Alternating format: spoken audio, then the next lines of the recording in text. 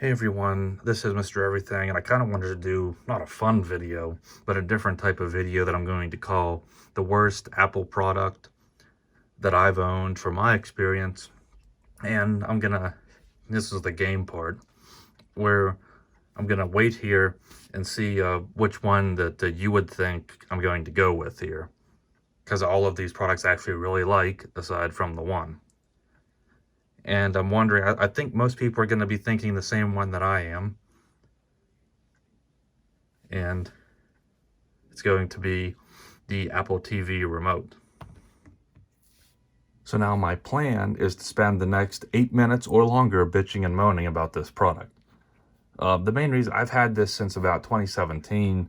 I have I believe it's the 4th gen Apple TV. It's the HD, now it's just called the HD, it's not the 4K. I want the 4K, but I think it still costs too much for as old as it is. And the main reason is there's no improvement to the remote, aside from you get that little ring around the one button, so you can kind of better feel which one it is. And I'd like to say there's nothing defective about this remote, and it's made well. It's just there's not the ingenuity, the ease of use that it should have. And that's the main reason why I have it in this case, because it's so small that you always end up dropping it, and it doesn't fit in the hand very well.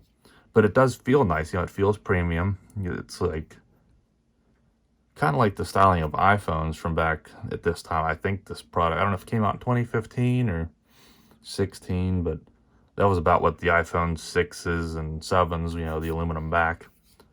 And then you get this glass. I think this trackpad's actually glass as well. It's just more of a frosted. And you can see how dirty it is just from the rubber. I guess it traps like dust and stuff, and probably some type of oils from the rubber. And that's another problem I have, is you can't even really wipe it because the Apple TV is always on, and you can't really unpair it. So when you want to wipe it, it's just going to like turn your TV on, and then it'll start messing with stuff. So you have to dedicate when you want to clean it to where you know you're going to start messing with stuff and be ready to go change your TV settings. But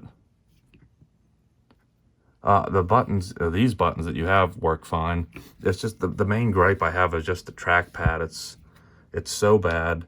There's different sensitivity settings, but to me, I can't get anything dialed in. The main problem is like with YouTube, I like to click it to advance, and it always just pauses or something, and then you have to hit menu and then try and get it again. And then sometimes if you're trying to scrub or and you want to make a press, it'll scrub, or if you want to scrub, then it like goes too far and you can't fine tune it. So the whole experience is just really bad. You can use your phone. I do use my phone, but it's basically the same thing, but you get more room, so you can be a little better. And I believe there is an accessibility setting to where it'll just make arrows you can press. So that's something I have tried, but it's still not very good. And if I have the remote right next to me, I'd rather just do that than use my phone. The best option I've come up with was to get I believe it was the 3rd generation Apple TV remote, but I don't want the third-party ones. And a lot of the ones that are original, you don't want an old beat-up one. They cost too much to me. And you can use the universal remote, but a lot of you don't get all the features. For example, I can't double tap the home button to go into multitasking and close apps, or not, but like whatever the app manager is. So I usually still use this, and it's good for most things. It's just not optimal. The battery life's excellent, though. When I wasn't using it much, I could get this remote almost a year on battery life. I have Sling now, so I don't use it like crazy because there's not that much TV I want to watch these days anyway.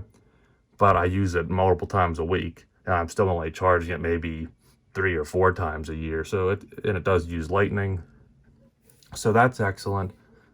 Build quality is good. It's a little non-ergonomic. It just doesn't do what you really want it to, and you'll notice that. And I'm sure most people probably don't like it, but I don't know, there's always the Apple fanboys and such. It just, out of all the Apple products I have, when you talk about it just works, well, this one just doesn't do that. And my hope is with the next Apple TV, they said they're going to do a new remote, and I sure hope they do.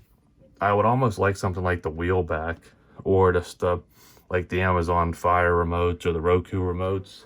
I do have this is the most basic, but this works perfectly because it's physical buttons, and I know Apple is probably not going to do like cheap rubber, but something a little more tactile, a little more concrete than just this, universal input just with touch, I would highly recommend. Now, there's been rumors of new Apple TVs for a couple of years now, so I actually hope this year they do come out with one. That's what I'm holding out on, to not get an Apple TV 4K. If in another couple months they come out with the new one with the new remote, I definitely want to get that and try that over this one. I really hope they just come up with something better. I mean, I'd even prefer the older style again if the little wheel, I think it was touch sensitive, but still it was better than this. So I don't know, let me know about your experiences. Can you put up with it? Do you use like a Logitech Harmony or just a generic Walmart universal remote, or your phone, or can you handle this? Is there anything you like about it? If there's anyone out there that likes it, it's not terrible. It's just it annoys me. I've noticed that for all my years of use with it. So hopefully you enjoyed that. Thanks for watching, and you see me in the next one. Have a good one.